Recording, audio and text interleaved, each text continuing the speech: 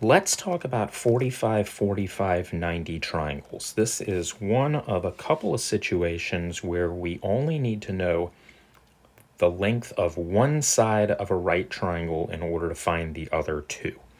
Now let's talk about where this rule came from. This came from the fact that a 45, 45, 90 triangle is really just half of a square, okay? And that diagonal going through the square cuts those 90-degree angles in the corners down to 45-degree angles. And we know that that all four sides of a square are the same length. So that means that these legs are going to be the same length, and of course that's a right angle right there. So let's do a little bit of an algebraic proof here so we can see where the 45, 45, 90 rules come from. I'm going to call these leg lengths x, and I can call them both x because we know they're the same length. And then just for continuity's sake in the Pythagorean theorem, I'm going to call the hypotenuse c. And I want to see what happens to the hypotenuse given the fact that these leg lengths are x. So I'm going to set up the Pythagorean theorem. Leg squared plus leg squared equals hypotenuse squared. There we go. And I just want to solve for the hypotenuse. We can simplify this side here to be 2x squared equals c squared. And then to get c by itself, I'm just going to take the square root of both sides. Well, on the right-hand side, we're just going to have c. And it's okay to make it just the positive version of c because we can't really have negative lengths in our triangles. To simplify that square root on the left, I'm actually going to break it up into two pieces, which mathematically I'm allowed to do. Square root of 2 times the square root of x squared. Well, the square root of x squared is just x. And the square root of 2, we're going to leave in radical form because it's an irrational number and this is cleaner. So I'm going to write it as x times the square root of 2 equals c. So when we have leg lengths of x, our hypotenuse length is x times the square root of 2. Now, what does that mean for us? Well, it means that there are two keys to solving a 45, 45, 90 triangle. The first one is what I like to call the magic number. The magic number in a 45, 45, 90 triangle is the square root of 2. We are always going to use the square root of 2. Now, sometimes we're going to multiply by the square root of 2, and sometimes we are going to divide by the square root of 2. And deciding that is really easy if you know what you're doing. If you are given a leg length and you want the hypotenuse, you want to find the hypotenuse. Well, we know the hypotenuse is the longest side of any right triangle. So we are going to want an answer for the hypotenuse that is bigger than the length of the leg. To get a bigger number, we multiply. So to go from leg to hypotenuse, we are going to multiply, and it'll be by the square root of 2. Now, the reverse is also true. Let's say we have a problem where we are given the hypotenuse, and we want to find the leg length. Well, we know the leg is going to be smaller than the hypotenuse. So to get a smaller answer, we need to divide. And again, the number we divide by is the square root of 2. So it's a two-step division or two-step decision-making process. One is to recall the magic number. It's the square root of 2. And then we have to decide whether to multiply or divide. If you want something bigger, we multiply. If you want something smaller, we divide. Also, we know that the legs are going to be the same length. So I will probably wind up glossing over that fact as we do this explanation here, but it is very important to remember that.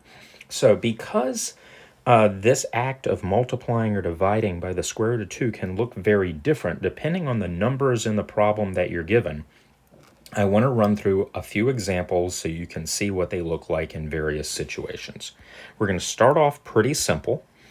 This is a situation where the leg length is 7 centimeters and we want the hypotenuse. Oh, excuse me, we want the hypotenuse. There we go. Well, first off, we know that the other leg is also 7, so let's just get that out of the way. So we have a leg, we want the hypotenuse. The hypotenuse is a longer side, which means it's going to have a bigger measurement, so we're going to multiply. And the magic number is the square root of 2. So we do 7 times the square root of 2, and we're just going to leave that answer most of the time in simplified radical form, 7 square root of 2. We could put that into a calculator and get a decimal value for it. We're not going to do that here because a lot of times your teacher or the SAT or whatever test you're taking is going to want the answer in simplified radical form. I would encourage you to read the instructions just to make sure. But going from leg to hypotenuse when the leg is an integer, like 7, is really pretty simple. You're just going to multiply it by the square root of 2, which looks like just tacking on square root of 2 at the end. Okay, so now let's look at a little bit of a different situation here. I want to cancel. Let's erase this. There we go. We're going to reset that whole thing. And now let's try a problem where I'm given the hypotenuse length. Let's say the hypotenuse is 13 times the square root of 2. Well, I want the leg. I'm going to want to divide because the leg is a smaller number than the hypotenuse, and because it's a 45, 45, 90, I'm going to divide by the square root of 2. Well, 13 times the square root of 2, divide by the square root of 2. You can even hear these numbers canceling out.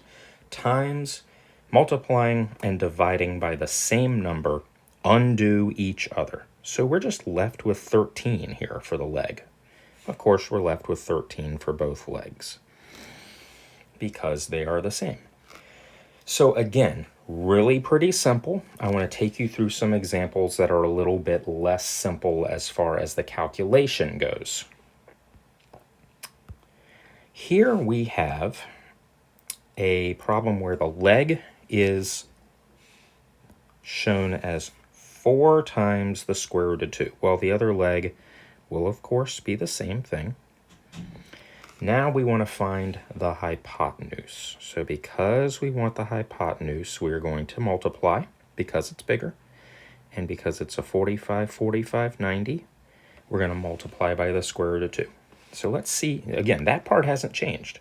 That part is the same every single time. What's different is the fact that we have a number with a radical in it is going to change a little bit about how the calculation works. So let's see that. We're going to take that original 4 times the square root of 2, and we're going to multiply it by the square root of 2. Well, we can always multiply radicands. Those are the numbers under the radical sign. We can multiply those together. So we're going to get 4 times the square root of 4. Well, the square root of 4, we know, is 2, because 4 is 2 times 2. So really, this problem becomes 4 times 2, which is 8. So the hypotenuse length is 8. The other way you can do that, you can kind of shortcut it a little bit if you get used to the fact that a square root times itself is just simply the radicand.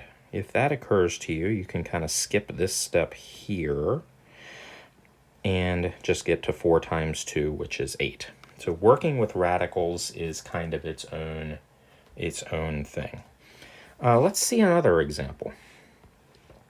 Here we go.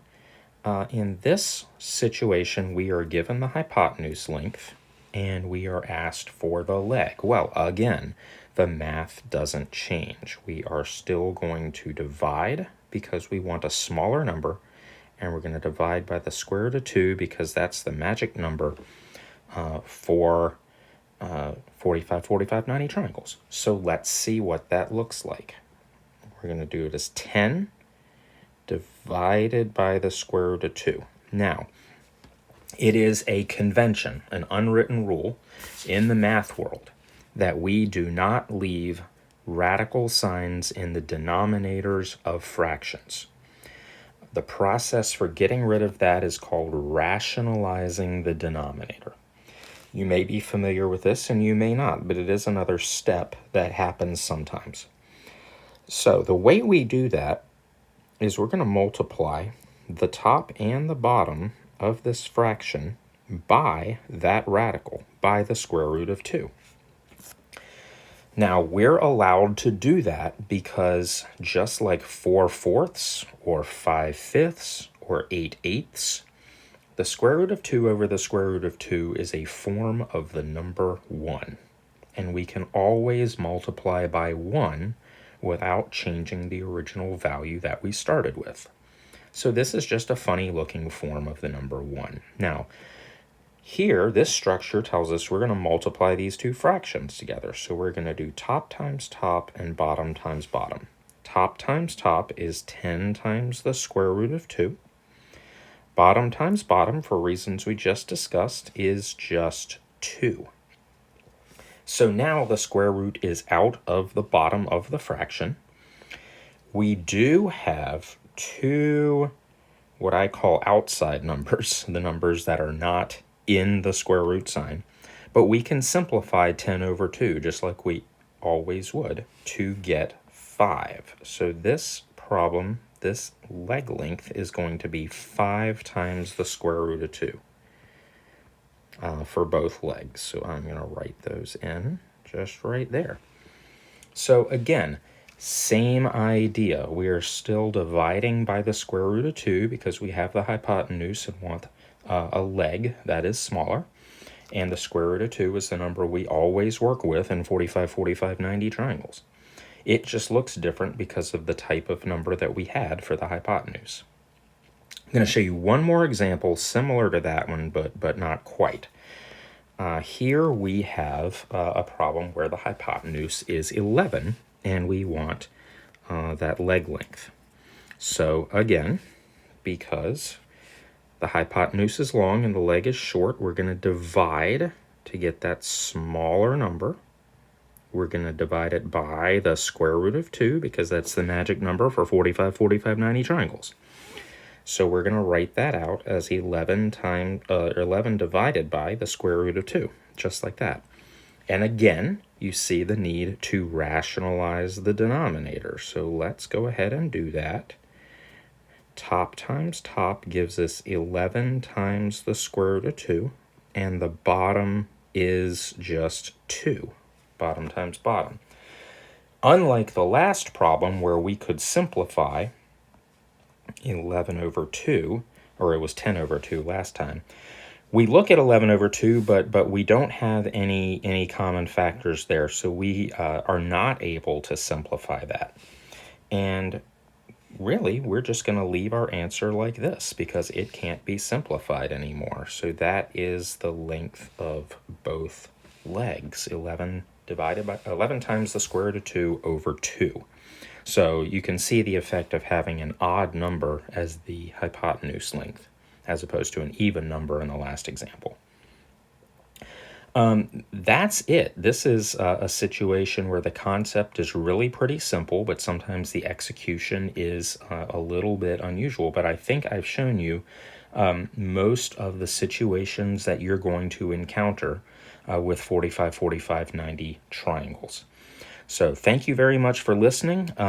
Coming soon to this channel is also going to be a 30, 60, 90 triangle video, which is a little bit more complicated, but I use really the same principles to teach these.